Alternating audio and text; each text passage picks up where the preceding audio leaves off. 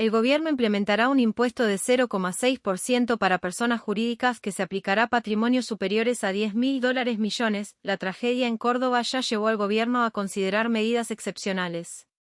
En medio del Consejo de Ministros realizado en Montería, el ministro de Hacienda, Germán Ávila, anunció que se declarará una nueva emergencia económica para poder atender la crisis ocasionada por los fuertes aguaceros. Sería la cuarta durante este gobierno. En esta ocasión, el Ministerio de Hacienda apuntará a un impuesto al patrimonio para personas jurídicas, que se aplicaría a partir de patrimonios líquidos superiores a 200.000 UVT, equivalentes a unos $10.400 millones, con una tarifa marginal de 0,6% hasta los 600.000 UVT, umbral que corresponde aproximadamente a $31.424 millones. Por encima de este umbral, el impuesto al patrimonio para personas jurídicas tendría una tarifa de 1,2%. Según cifras del Ministerio de Hacienda, este nuevo tributo afectaría a cerca de 15.000 empresas y permitiría un recaudo estimado de $8 billones. Esta es la medida que estamos contemplando como decisión subsiguiente a la declaratoria de esta nueva coyuntura de emergencia económica. En un decreto posterior estableceríamos el impuesto al patrimonio para personas jurídicas, dijo Ávila.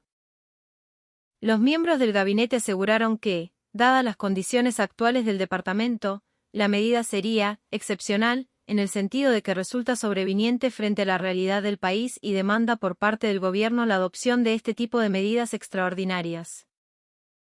César Cermeño, socio de Martínez Quintero Mendoza González Laguado y de la Rosa, señaló que la tributación de excepción no puede ser la vía para reemplazar una discusión seria que debería anteceder a cada modificación del sistema fiscal. Las cifras dadas por el ministro parecieran repetir los vicios de la improvisación, que han sido castigados en otros escenarios por la ausencia de estudios serios, debate público y consideración de los verdaderos impactos económicos. El gobierno culpó al Congreso. El ministro Ávila afirmó que la emergencia económica declarada en diciembre obedecía a dos factores específicos: la decisión del gobierno del expresidente Iván Duque de no incrementar el precio de la gasolina y abrir una brecha entre el precio internacional y el precio interno, lo que acumuló una deuda sustancial en el Fondo de Estabilización de Precios de los Combustibles, FEP, y la deuda que contrajo el gobierno anterior para enfrentar la pandemia. En ese contexto de complejidades se dio el debate para la aprobación de la Ley de Presupuesto. El Congreso de la República aprobó $546 billones, para lo cual se hizo un primer esfuerzo de reducir en cerca de $10 billones el presupuesto inicialmente estimado. Esto implicó, de entrada, un ejercicio de restricción presupuestal para llegar a un acuerdo en el Congreso, dijo.